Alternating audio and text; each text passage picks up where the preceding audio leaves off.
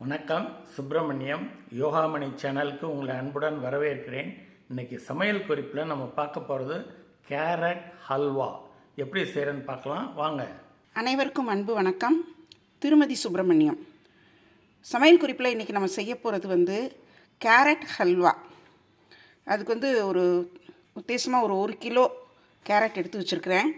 இதை முதல்ல தோல் சீவிட்டு சின்ன சின்ன துண்டுகளாக நறுக்கிக்கலாம். இப்போ கேரட்டை நம்ம கொஞ்சம் தோல் சீவிக்கலாம். எல்லா கேரட்டையுமே தோல் சீவிட்டு சின்ன சின்ன துண்டுகளாக கட் பண்ணிக்க போகிறோம் ஃபஸ்ட்டு. அதுக்கப்புறம் தான் அடுத்தது இப்போ அடுப்பில் பால் ஊற்றி வேக வைக்க போகிறோம். கேரட்டை தோல் சீவியாச்சு. இப்போ ரெண்டு பக்கமும் மேலேயும் கீழே நறுக்கிட்டு சின்ன சின்ன துண்டுகளாக நறுக்கிடலாம். கேரட்டை பொடியாக நறுக்க ஆரம்பிச்சிடலாம். நறுக்கி நம்ம குக்கரில் போட்டுடலாம்.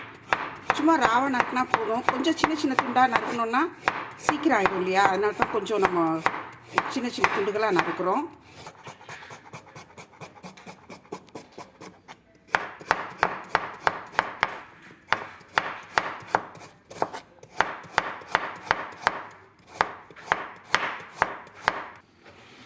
அடுப்பில் குக்கரில் இந்த நறுக்கின கேரட் பூராத்தையும் போட்டுட்டோம். ஆல்மோஸ்ட் ஒரு 1 kg இருக்கும். 3 கப் பால் ஊற்றுறோம். ஒரு 3 டம்ளர் பால் ஊற்றி வேக வைக்க போகிறோம். குக்கரை லிட்டு போட்டு வெயிட் போட்டு ஒரு சவுண்ட் அல்லது 2 சவுண்ட் லோ ஃப்ளேமில் அல்லது மீடியம் ஃப்ளேமில் வச்சு வேக விட்டுடலாம். அதாவது பாலில் இந்த குக்கர் நல்லா வெந்து கரையணும், அவ்வளோதான். பாலில் கேரட் நல்லா கரையணும். நான் தப்பாக சொல்லிட்டேன்ல, பாலில் குக்கர் கரையணும்னு. பாலில் கேரட் நல்லா கரையணும். குக்கரில் கேரட் நல்லா வெந்துருச்சு.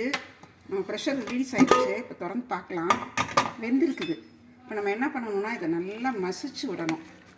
இப்படியே நல்லா கிளறணுன்னா நல்லா மசியும். அரைக்கலாம் வேண்டாம், அப்படியே பண்ணி விட்டுடலாம். இப்போ அடுப்பில் ஒரு கனமான தவா வச்சுருக்கிறேன். இந்த பாலில் வெந்த கேரட்டை மிக்சியில் போட்டு அடிச்சிருக்கேன். ஆக்சுவலி அது கரண்டி வச்சு மசிச்சாலே போதும்னு சொல்லி தான் சொன்னாங்க. பட் எனக்கு என்னமோ அது திப்பியாக இருந்த மாதிரி இருந்தது. ஸோ அதனால் கொஞ்சம் அதை நான் மிக்சியில் போட்டு அரைச்சிட்டேன். நல்லா ஆற வச்சு.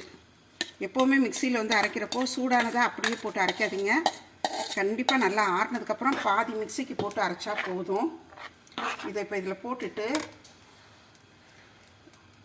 1 கப் சுகர் எடுத்துருக்கிறேன். இந்த 1 கப் சுகரை இதில் போட்டுடலாம். இந்த அல்வாவில் ஒரு பெனிஃபிட் என்னென்னா, நம்ம சர்க்கரை பாகு பதம் பார்க்கணும், அதெல்லாம் தேவையில்லை. அதேமாதிரி இனிப்பும் கொஞ்சம் தான் தேவைப்படும். ஏன்னா கேரட் இனிப்பு தானே, அதோட பால் வேறு ஊற்றிருக்கோம். ஸோ நம்ம சீனி போட்டோன்னே இது கொஞ்சம் இலகி இன்னும் கொஞ்சம் தண்ணி பட்ட மாதிரி இருக்கும். கொஞ்சம் நல்லா ஃப்ளேம் மீடியமாக அல்லது லோ ஃப்ளேமில் வச்சு கைவிடாமல் கிளறிக்கிட்டே இருக்கணும். கிளறி அது திரும்ப நல்லா கொஞ்சம் சேர்ந்தாப்பில் வரும். இப்போ நான் என்ன சொல்கிறேன், டைம் பார்த்திங்கன்னா கேரட் தோல் சீவி நறுக்கிறதுக்கு ஒரு 10 நிமிஷம், குக்கரில் பாலில் வேக வைக்கிறதுக்கு 3 விசில் வர்றதுக்கு ஒரு 10 நிமிஷம், அந்த ப்ரெஷர் ரிலீஸ் ஆகிறதுக்கு ஒரு 5 நிமிஷம், 25 நிமிஷம் ஆச்சுங்களா. அதுக்கப்புறம் அதை கொஞ்சம் நல்லா ஆற வச்சு மிக்சியில் கொஞ்சம் கொஞ்சமாக போட்டு அரைக்கிறதுக்கு இன்னொரு 10 நிமிஷத்துக்கு மேலே ஆகிடுச்சு. இப்போ அதுக்கப்புறம் தான் இப்போ இதை கிளற போகிறோம். எதுக்கு இந்த டைம் சொல்கிறேன்னா, நீங்கள் ஒரு அவசரத்துக்கு செய்யணுன்னா இப்போ அளவு கம்மியாக இருந்தால் பரவாயில்ல. இப்போ நான் 1 கிலோ கேரட் கிட்ட போட்டிருக்கிறேன். அதனால் கொஞ்சம் டைம் கொஞ்சம் எனக்கு கூட தான் எடுக்குது. நெய் கொஞ்சம் நல்லா தாராளமாக ஒரு 4 டீஸ்பூன் அளவு ஊற்றுறேன். திரும்ப ஒரு கிளறிட்டு இன்னொரு 3 மினிட்ஸ் கழித்து இன்னும் கொஞ்சம் இதே அளவு நம்ம ஊற்றலாம். அல்வா நல்லா சேர்ந்து வந்துருச்சு. ஆக்சுவலி இது நான் இப்போ இந்த இதில் கிளற ஆரம்பித்து 20 மினிட்ஸ் ஆகிடுச்சு. எவ்ரி 5 மினிட்ஸ் ஒரு 3 டீஸ்பூன் அளவு நெய் ஊற்றி கிளறி விட்டு ரொம்ப லோ ஃப்ளேமில் வச்சு கிளறியிருக்கேன். இப்போ தான் இந்த வாட்டர் கண்டென்ட் கொஞ்சம் நல்லா போய் கொஞ்சம் நல்லா சேர்ந்து வருது. இதில் முக்கியமாக சொல்ல வேண்டியது நீங்கள் கிளறப்போ கொஞ்சம் தெறிக்கும். அதனால் அதை பார்த்து செய்யுங்க. இதில் நம்ம இப்போ கொஞ்சம் பாதாம் கொஞ்சம் பிஸ்தா தூறேன். இதெல்லாம் வறுக்கலை, நல்லா பொடியாக நறுக்கி வச்சுருந்தேன். கொஞ்சம் பாதாம் எவ்வளோ வேணுமோ போட்டுக்கலாம். இதை எடுத்து வச்சு பரிமாறிடலாம்.